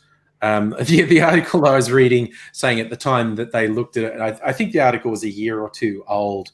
The building was about 250 meters high at that point. So it was, in the early stages. Obviously, the higher they get, the more difficult it is. So the first 250 meters would be the easiest 250 meters. But well, you're basically building a low-rise. Do you imagine the logistics? Yeah, imagine the logistics. Just working that out, the sort of structural pressures that would be under. what's the appropriate materials to use, how much stress will it be under. So it's like, how wide does the base have to be to support a building that's a kilometer tall? And it's just like, damn. Yeah. I remember you guys were talking about Tom Cruise earlier in the conversation. Yes. Yeah. Like the one thing I gotta give it for Tom Cruise was the guy. He does all his own stunts. Like he flew his own jet and everything. Like he doesn't get like a stunt double. But the reason why I bring it up was for the Mission Impossible scene. Like that scene where he's outside, what was it back then, the Burj Dubai, before it was like Burj Khalifa. But like they actually like did take the window out. He was actually that high up off the ground. Like that's not a green screen. That's like him outside of the Burj Khalifa. So I just also remember, so you said window taken out. It wasn't from the Burj Khalifa, but it was from a high rise in one of the Gulf states, and a security camera got it. A big sheet of plate glass broke off a really tall building and just sounded there, and it just fucking pancaked some dude in the street. And it's one of those really questionable websites that has terrible videos on it. And there's it's a fairly low res security camera on the street.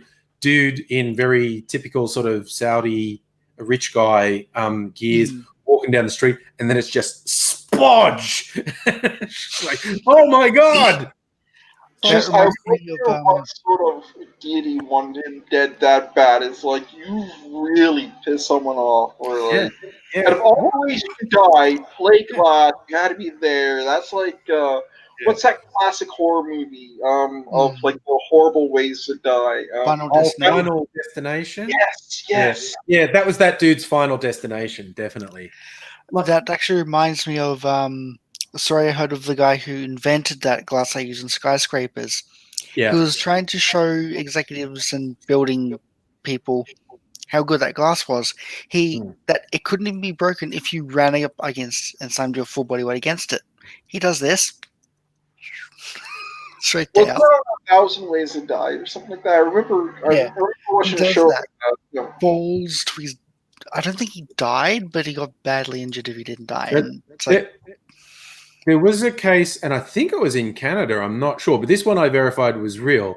It was in a skyscraper. It was some law firm that had just moved into this really high floor, and it was all floor-to-ceiling glass, right? So there were no panes there. And some of the staff are going, it creeps me out. It doesn't look safe and whatnot. And one of the senior partners said it's completely safe. It's been tested. And they're going, I just feel every day I'm going to die when I'm in here. And he goes, no, look, you could run it. Watch this. And he ran at the glass and threw himself at it. And he was like 100 floors up. And it went, and he went, the glass came right out and he just sailed out and he was dead as. Because that one sounded so unrealistic. I looked it up and it really happened. Yep. Well, you think people did like a space age type stuff. It's just a bunch of caulk around the windows. It's not even like held in that well. It's just they slap it in, they put some caulk in, and they're like, it's good enough. And then like it was floor to ceiling, like there was nothing really holding it in. Yeah. No. And that's what it was funny. The people were saying, I don't feel safe because I can't see anything holding it in, and this guy threw himself at it to prove it was safe and went straight through.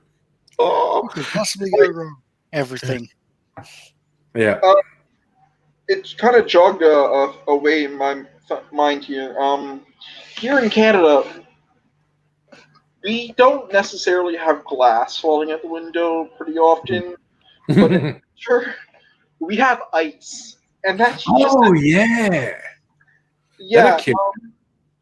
So a lot of times, like when we get the ice storms, which are coming a lot more frequent, climate change, entire downtown of Toronto is basically like a whack-a-mole because usually by the time the afternoon sun comes out the next day, it melts the ice and the wind blows it off, and you have these giant fucking sheets of ice just crashing down and crushing cars, and like nobody can leave because it's just bloody dangerous.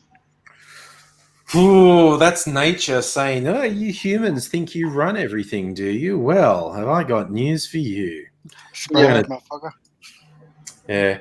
Oh God, I was talking about Charlie Brown Peanuts comics earlier. There's a classic one I remember. Snoopy wakes up one morning and there's like a tree branch over his doghouse, and it's winter, and there's this giant icicle pointed like a knife at his doghouse, and he's too terrified to move. He's worried movement will vibrate and make the icicle fall down and crush him. And this was a continuing strip that went on for ages. And the kids are there, like, and they think the same thing. Like, yeah, we can't just run out and grab him. The vibrations of us going might make the icicle fall down and kill him. And it was just this running thing for a whole series of strips. Is Snoopy going to be killed by this giant? So you can tell Charles Schulz probably lived somewhere like Canada, and he had this shit with ice falling off buildings in winter. It's a legit thing. It is a scary, scary thing. Yeah. My house that I live in was built in about 1870. So the insulation in the attic isn't as good as it should be because, well, it's an attic, it's not a closed-off space. So in the winter, we get these giant fucking ice. They took off the eaves trough one year. That's how big they were. Damn. Or should I say gutters. Here in Canada, we say eaves troughs. Yeah. But yeah, like I remember picking it up and weighing it. The giant thing, like I can't show it how big on the screen because like I got a tiny screen here, but it was about 55 pounds when you put it on the scale. And you know these things are like, if they hit you, it's like popping a balloon. It just goes right through you. Yeah.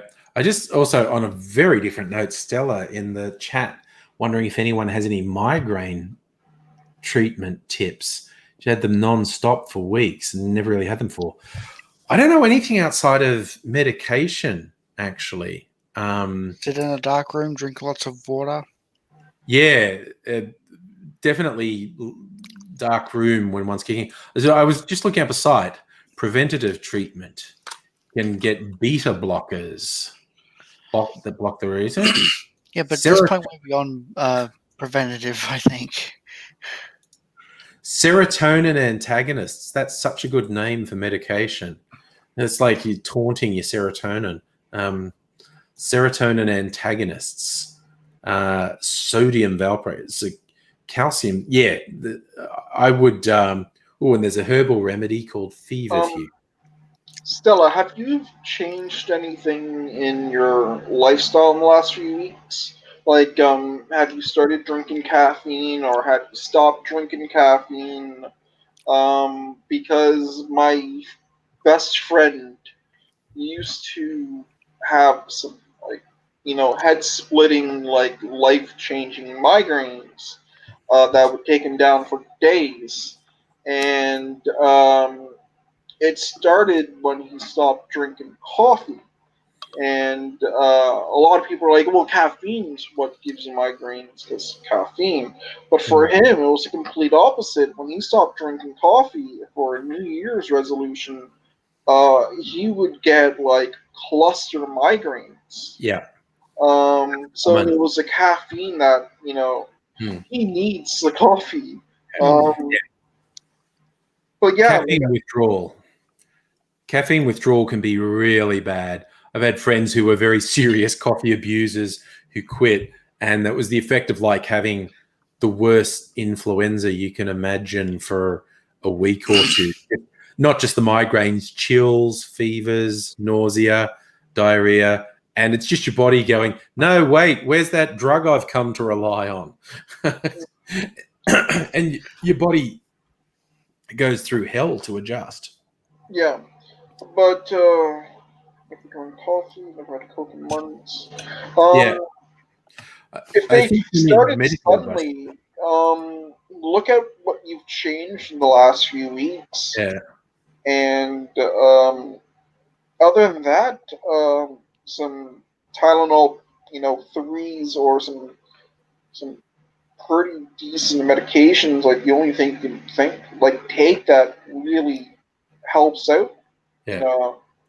a Yeah. good way, I guess. Yeah. Oh, and Invisible Chicken had stress migraines. I had that a few years ago in a very stressful time, and I'd never had them before. And this was like someone hit me in the head with an axe. Like it's just like split right down there. And going to a doctor and in the Simpsons, that's a really particular type of stress migraine that men in particular are prone to. What he gave me was not pain relief, but he said that was about constriction of blood vessels, and it was a particular medication that was going to ease that. So it wasn't a magic cure like, oh, you've got a migraine, take this in your bed. It's like, no, take this every day for 2 months or something, and it will hopefully deal with the base problem. And it did. Because that was terrifying. The first time one of them hit, I was like, that's it. It's a stroke. I'm dying. What the fuck? Yep. I remember growing up as a kid back when I was like 8 or 9. Maybe I was 10. I've never had a migraine growing up. The worst thing I had was like a headache that kind of went away after about an hour or so. I had something to do. But I remember sitting in the chair. You had this big, ugly, pink, cloth recliner like a lazy boy, and I was watching Walker, Texas Ranger, of course, in the 90s. Yes. But I had a headache, and I thought, okay, the headache will go away. But all of a sudden, it's like someone just flipped a switch, and it felt like Odin just took like a lightning bolt and Yep. And it was so bad. I went upstairs and I was just screaming for my mother.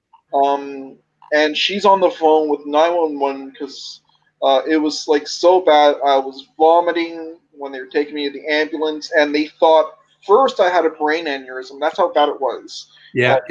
Take a CAT scan and make sure it was a brain aneurysm, and then they thought it was meningitis C. Oh shit! Yeah. So they had to do a spinal tap to make sure it wasn't meningitis C, and it just turned out that out of the blue, I just had a cluster migraine. It would go from the back to like the front, and then it would travel to the very back again. I couldn't have anything covering. I had like a duvet covering my face, and I was in so much pain that it took 3 doctors, and I'm just like a 9-year-old boy, but it took 3 doctors to hold me because they had to put a needle into my spine. Oh, and spinal tap. Shit. Oh god. yeah, because they had to rule out like meningitis because they're like, if it's Of course they did. Yeah. this kid has like 2 days left at tops. Jesus. But it was just like a cluster migraine, and knock on wood here. I hope I never, ever get that again, because I think putting a bullet in my brain probably hurt less. Yeah. Well, yeah. I worked with someone who got bad migraines, and she's the one who told me the description of the really bad migraine is so bad you're positive you're going to die, but you're worried you won't. So like you'd rather be dead than keep having this pain happening. Like one time, the whole dark room thing, because we had a sick bay at work, and she's having this real sort of ice pick in the brain pain, and she actually grabbed me and said, "You have to sit with me because I'm going into that dark room, and if I lie there by myself, I'll just be convinced I'm going to die." And so for like more than an hour, I had to sit there, and she was just like squeezing my hand really hard, like, I'm actually sure this time I'm dying. I know I say that every time, but this time I'm definitely dying. Like, I had no voice for like 3 days after because my vocal cords were shot from screaming. And God, I never want to go through that again. Because I'd rather die, to be honest to God, I'd rather die than go through that. Yeah, well, again, that's the thing that I get from migraine sufferers generally is like, no. You could very clearly believe you're going to die, and then you go through a thing like, maybe it would be better if I did, because this is just the worst. Yep. Um, Yeah, Stella, I, all my good vibes and everything I can send your way. I hope that you can get rid of these migraines. And Invisible Chicken, same to you, because that's absolute hell. That's hell on earth. That is absolute hell on earth. Oof. Yeah. So I'm thinking medical intervention. Well, medical support. Because there's two things. There's some for particular migraines, there is some pain relief that works, but for some there isn't. But for other ones, like the ones I had, there's treat the source medication that makes it less likely that you get one later. Blur, hello, how are you? We're just talking about migraines because we've talked about every other topic. I love Kirsten saying, "I've never had migraines, but I have a bunch of other issues." It's like we all have issues, Kirsten. We're like the island of misfit toys. Yeah. One's missing an arm here, another one's missing like an eye. One's like just getting his arm sewn back together. The other one's just rocking in the corner. Yeah. Invisible Chicken says she has a friend who gets Botox injections for chronic migraines. I've heard that works for some people. I don't know, Stella. Weed might work. Weed might make it work because there's so many different sorts of things that causes migraines. Sometimes the treatment for one migraine will make a different sort of migraine worse. Sometimes it's as simple as Panadol or stronger pain meds can really hold it at bay, but other ones it's like that does nothing. So doctor time, I would say. And I hope, fingers crossed, you don't live in the States or anywhere that has backwards healthcare. But if you do, this is the one time you should spend the money and go to a doctor. Yeah, no. Stella lives in Western Australia, in the mining area. So I don't know if you have to travel for a doctor, Stella, or if there's one locally. But you've got Western of all the places in Australia with coronavirus restrictions. Western Australia internally has about the least restrictions because they don't have any cases, but they won't let anyone from other states across their border at the moment. So free movement within Western Australia. So hopefully, wouldn't this fall into one of those special cases where you kind of have to go across the border? They're really stringent. There are exceptions, but they're really stringent about it. Ooh, Stella was talking to a dentist about Botox for bruxism. They won't do it because you have fucked sinuses, so they won't do Botox on your head. Oh, that's quitter talk, Stella. Just because there's potentially much worse complications if you get that. It's just like that's just quitter talk. Yes, talk to a doctor. Blur, is CBD oil legal in Australia? I think the answer to that is no, but there is more research into medical use of cannabis products at the moment. And if you saw the path that took in North America, there's a sort of quick acceleration from very limited experimentation for medical use to widespread prescription for medical use to people getting really bullshit prescriptions so they can get it to just straight out legalization. Yep, it's weed is legal all across Canada here. And I remember back when they were still debating whether they should legalize it. I remember reading the story of a kid in my city who had this rare condition where he had to take, I think it was 40 or 50 pills a day to handle the seizures he would Damn. take, because he took one pill, and that one pill had all these side effects that he had to take, other pills, and then he had to take more pills to counteract the side effect that those pills took. And he had this whole concoction of medication. And the crazy thing, it would work, but then his body would build a resistance to something, and the whole thing would fall apart. And then, the whole doctors would have to build another concoction. And during that time, he's suffering from seizures all day. But the crazy thing was, it stopped when he started taking CBD oil. They could basically take him off of everything, but I think maybe 3 or 4 drugs.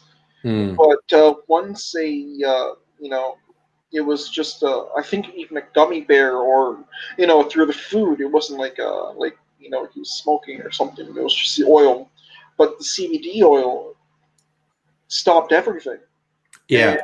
And I think that was a big proponent for making it legal here in Canada, because we can't explore this if it's such an illegal thing, right? Yeah, and it's advancing here, as Invisible Chicken was saying. It is possible to get it legally here, but it's really difficult because it's still in a very experimental stage. But hopefully, like I said, we'll follow the path of North America, where it went relatively quickly from experimental use medicinally to widespread use medicinally to people finding ways to get a medicinal prescription. My favorite, it was a joke. I saw someone going to a doctor who prescribes marijuana and saying, and the doctor says, "Why are you here?" And go, "I'm suffering terrible stress because I think you won't give me a prescription for cannabis." And the doctor says, "You sound stressed. I'd prescribe cannabis for that." and the patient goes, "Oh, the system works." I don't want to say a pessimist, but I think the real reason why they legalized it was the government can make all of this. Some of the US states, it generates so much tax in the like Colorado was the first big one, but it's spreading wider and wider in the US. Yeah. The state governments are making so much money in tax on it. Yep, I remember. I think the first day in Colorado, the taxes they made went towards school education and other things. And I think within the first 30 days, they made an entire year's worth of income for schools just off of taxes. And when it went legal here in Canada, we sold out Canada-wide. There was nowhere in Canada where you could find it. And this was crazy because it wasn't we just flipped the switch and all of a sudden everything's legal. I've worked in some of these places where they were growing medicinal and recreational marijuana for a year to build up a stock supply. And we sold out the fucking thing within a week. Yeah. And well, that's from the legal dispensaries. They have to go to the illegal growers and say, "Hey, can we have some of your stash we don't know about?" That's the thing, the government is oh, Jesus, what is wrong with you people? This was worst case scenario. We had a 10-year plan, and you guys kind of just blew through it. You guys really wanted weed. Well, yeah. What is wrong with you people? Do you want the long list or the short list? Illegal sources, but they're well, you have nowhere else to go that's legal. And it's now legal here, so the real cutting edge medical experimentation now is psychoactives, LSD and other hallucinogens, because there's incredibly promising studies on that treating a range of mental illnesses and even actually some physical brain-related health issues, rewires some of the chemistry in the brain. So function better. That's the stuff that blows my mind. That there's doctors dosing people who. I read very recently that there's somewhere, I think it's in the US, where they are testing magic mushrooms. Yeah, no, they're testing, the ayahuasca, the magic mushrooms, the chemical hallucinogens. There are places in Europe where it's legal, but it doesn't scale because you're supposed to be guided through it. Because if someone just gives you acid and says, fucking knock it Have fun, man. I'm not saying anyone's done that to me, but, Not talking personal experience here, but you have personal experience. Yeah. Anyway, it's also bedtime, so I'm going to go to bed on that note. But I hope you all keep well. I hope you're back tomorrow night. It's Friday night. It's party night. I'm going to be drinking lots of rum. I'm going to make some videos. Friday. Got to get down on Friday. I was not going to finish that song. Thursday, I got to take the trash out. Yeah, that was last night. See, that's the exciting thing for me with our 8 o'clock curfew, and you have to wear a mask. Like you have to wear a mask if you go off your property. It's going, I'm going to take the bins out at 8:01, and I'm not going to wear a mask. Yeah, anarchy. Woo! Stick together, man, angry. Brain fog with this whole pandemic. I honestly don't know if tomorrow was Sunday or September. Yeah, exactly. Something's coming up. That's all I need to know. Yeah. No, these guys were catching me out on Monday and Tuesday, and I wasn't even joking. I was so unsure of what day it was on like Monday and Tuesday night. I know when it's Tuesday because that's payday and shopping day. So yeah, I got paid today. I was pretty goddamn excited about it. It's really working from home and getting paid is, because I'm still working, but it's still like, man, they're still paying me and I'm just at home. That's great. Yeah. But I'm a contractor. That they'd stop paying me if I stop producing. So, but outside of that, as long as you're producing, they don't care what you do. Yeah. But I'm going to be working from home till at least the end of the year.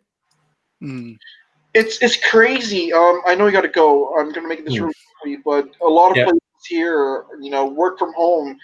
A lot of places aren't going to have, office buildings. A lot of work from home is going to be indefinite. And I don't know if it's the same thing down in Australia, but in Toronto, the housing market is insane. It's some of the most expensive places in North America.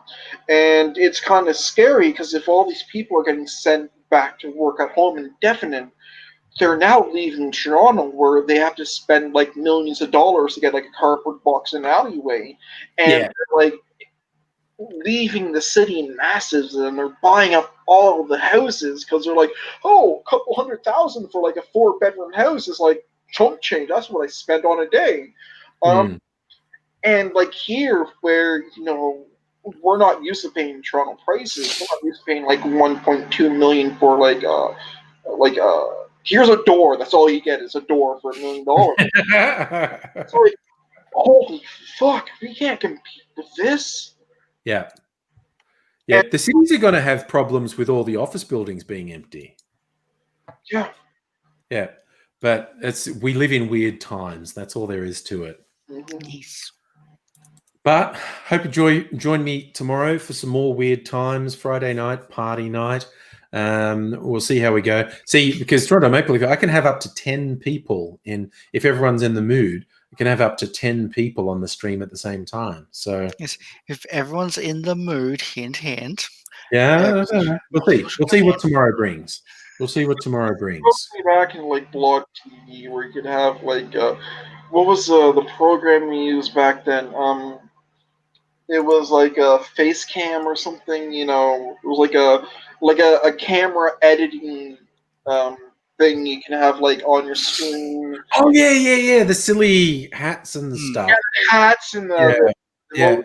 I'm amazed this doesn't have stupid shit like that actually, because it's obviously it's a pretty old technology. Yeah.